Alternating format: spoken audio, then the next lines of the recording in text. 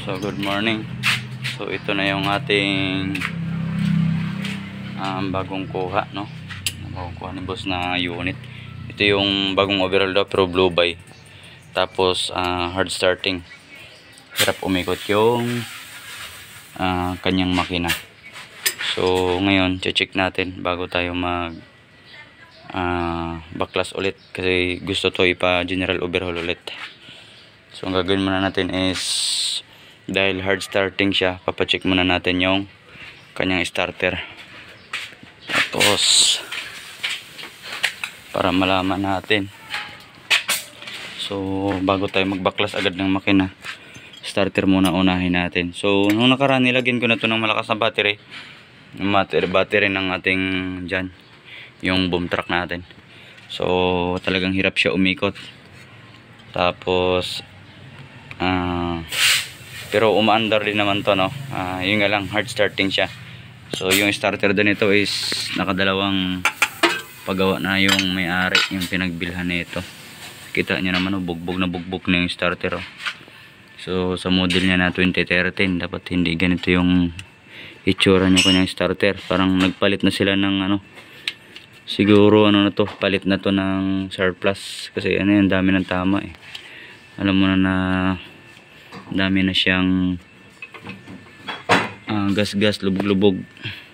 So kung original niya na starter to, hindi dapat ganyan. So gagawin muna natin is baklasin natin, tapos ipapacheck natin yung starter na to dun sa gumagawa ng mga starter. So para ma-check kung tama lahat, kung walang grounded o kung walang sira na ng mga carbon. So although tayo naman pwede natin i-check yun, pero doon na lang para makagawa tayo ng iba. So bago natin umpisahan mag-dismantle, mag-troubleshoot muna tayo kasi sayang din. So isa kasing problema din kasi sumusuka na ng oil dito. Ayan, nakita nyo naman, puro oil yan. So itong oil kasi pwedeng sa turbo, ayan, pwedeng sira din yung turbo niya, pwedeng kaya napupunta siya dito. So nung pinakrank ko nga to is tinanggal ko nga to para kung barado man yung kanyang intercooler is ma-check natin kasi naka-direct na siya dito. So since wala namang bara din, and then hirap siya umikot, dito muna tayo ngayon. Starter natin. So makina nito is 4GG2. Ayan, 4GG2. So ito na yung starter. Pagbaklas naman nito is meron lang tong dalawang bolt na 17mm. Ayan, dalawa yan. Tapos dito isang nut na 12. Tapos yung galing sa susian natin na socket. So yun natatanggalin, tapos baklas na yan. So papacheck lang natin to. Tingnan natin kung 12 volts din ba to. Wala na kasing nakalagay. So sila na lang mag-check niyan. Update na lang mamaya. Habang nandun yung starter sa gawaan, check na rin natin to. Pinalas ko na yung air cleaner na hose, kita nyo talagang puro oil, talagang literal na oil siya. So malamang sa malamang yung intercooler nito is kailangan din natin hugasan, puno ng oil yan. Ayan, So dito naman sa niya, sa turbo naman, wala siyang alog, malambot ikutin, smooth naman siya, smooth. So problema, bakit sumuka? Sumuka siya, tapos sobrang usok. Syempre hihigupin niya yung oil. So ang gawin muna natin is, pag nabalik mamaya yung starter, papaandarin muna natin na nakabaklas yun. Tingnan natin kung talagang mausok pa talaga. Okay, so yun muna ang natin, antayin na lang natin yun. So update na lang mamaya kapag dumating yung starter. Tanggalin mo na naman yung skiya, yun ang malakas Hindi, pandarin mo kayo yung ano. Ay, layo pala. Yung ano. O kaya yung isang ano magpandar. Ayun. Yan, ano yan? Ayun, yung kulay itim. Yan, so nakabit na yung starter. Nakabit na yung kasama natin. Pina-check na ulit. So may pinutulan lang daw sila na contact mahaba. Tapos binalik na. So ayan. Nakabit na ngayon. Check namin kung kaya nang umandar. So tinanggal ko to. Tapos tinanggal ko rin yung doon sa may turbo nya. Tapos syempre pag nag-start tayo, tatanggalin na natin to. Kung nakakita tayo ng sign dito na puro buga na ng ano yan, ng usok, eh alam na natin na talagang blow by, hindi lang sa turbo. So dyan kasi malalaman na natin yan, dyan pa lang eh. Palalagyan mo natin ng battery. So napalitan na ng malakas na battery. So ganun pa rin kung ano yung dati crank niya, yung pagdating mabagal. Ayan o.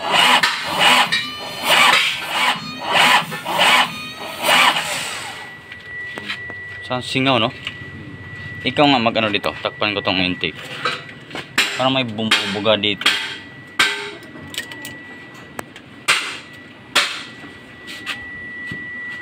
Okay, crank. Okay, tuloy lang.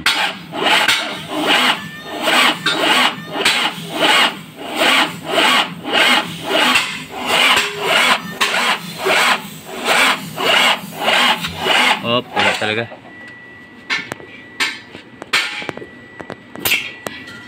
Sige.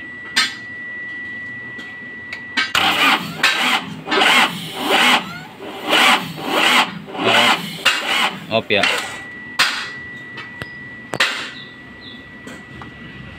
Isa pa. Ikot.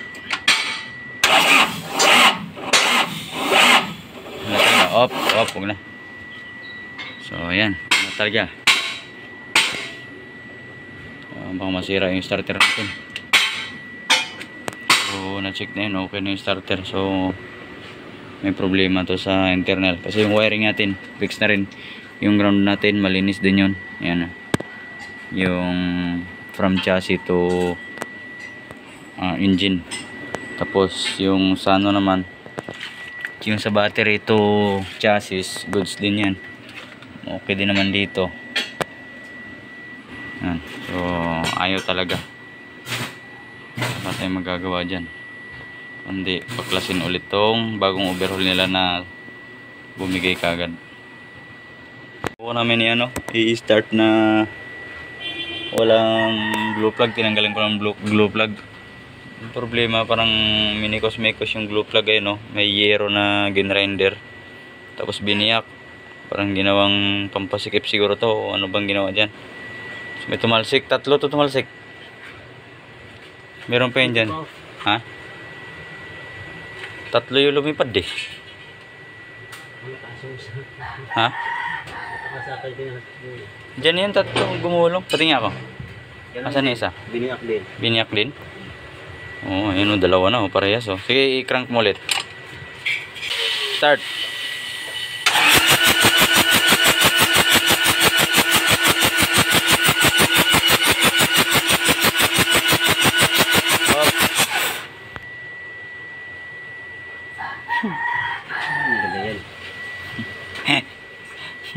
Antay pa malalas touch nito. Baklas na.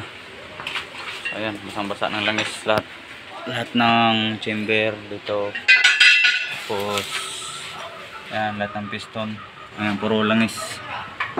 Ayan. Talagang kumakain ng langis. Tapos untog yung mga glue plug. Ay, yung bakat ng glue plug. Ayan, sa baba na yung butas. Yan. Untog siya. So, kasi JG2 walang walang pakit na malalim. Inuntog yung glue plug. So, pang cylinder head, ang cylinder head niya ginamit niya is pang GB1 din. Ito pang GB1 din to.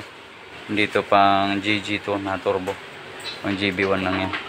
Kaya nagkaroon siya ng tukod dun sa kanyang glue plug. Dapat yun may spacer na nilalagay. So yan. So yan, kinalas natin to kahapon. Ngayon natin itutuloy, ibababa natin yung makina niyan. So para ma-dismantle natin, tapos ma-check natin lahat ng internals ulit. Tapos bago natin bubuuin na naman. Okay. So gagawin natin yun is ibababa muna natin yan.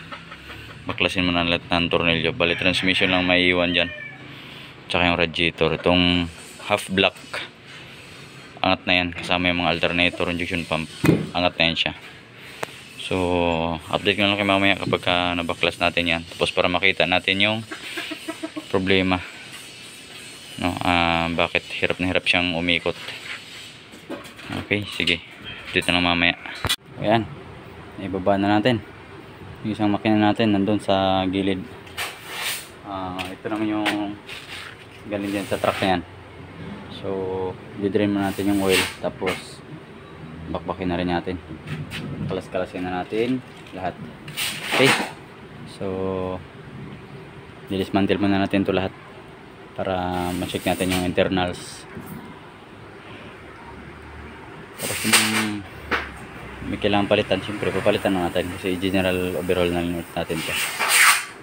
So yan, siyempre na natin sa pag-drain. Nakaka-drain na tayo. So madami-ding laman to. Pansahod tayo sa baba.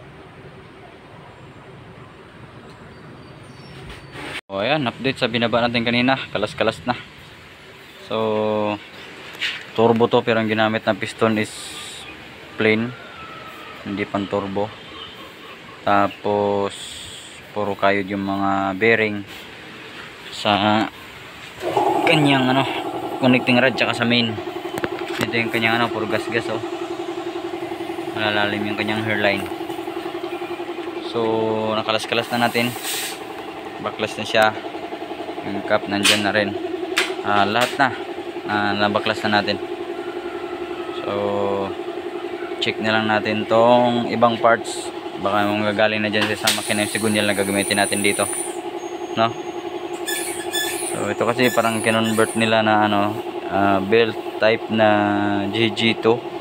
Kinuha siguro nila na yung buong timing cover ng pang GB1, kaya yun ang nilagay nila dyan. So tayo is yan pa rin yung buhay natin, baka sigunyal na lang kunin natin, tapos magkaiba na lang doon sa kanyang timing gear.